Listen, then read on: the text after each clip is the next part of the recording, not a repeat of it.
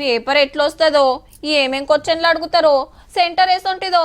చా గా పాఠాలు చదవకపోతేనే పుసుక్కున అండ్లకెళ్ళే క్వశ్చన్ వస్తే ఎట్లా రాసుడు? అబ్బాగా జవాబు మళ్ళో పాటు చూసుకుంటే అయిపోవు. ఏగి క్వశ్చన్ ఎంత చదివినా అర్థమై పాడైతలేదు. సప్పుడేక షాన్స్ కింద ఇడిచి పెడతా. టైం ఉన్నది కాబట్టి మళ్ళో పారు అన్ని చూసుకుందాం.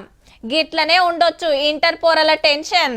తెల్లారితే ఇంటర్ పరీక్షలు 1732 సెంటర్లు.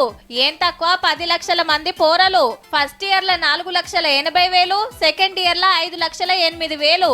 ఇక అందరు ఖుషి అయ్యే ముచ్చటేందంటే 845 వరకు ఏదైతే ఉందో లాస్ట్ 7 years నుంచి సేమ్ రూల్ ఉంది. కానీ ఖచ్చితంగా ఒకవేళ విద్యార్థి 845 to 9 వచ్చినా పర్మిట్ చేస్తాము.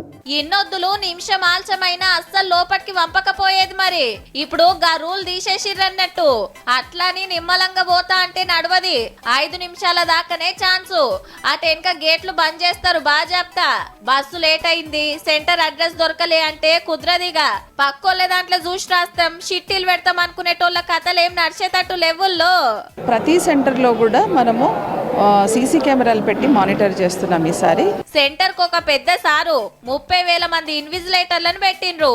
ఏం చదివిండ్రో ఎట్లా చదివిండ్రో గానీ టైం కు సెంటర్ కు పోన్రి, టెన్షన్ లేకుండా పరీక్ష రాయిండ్రి.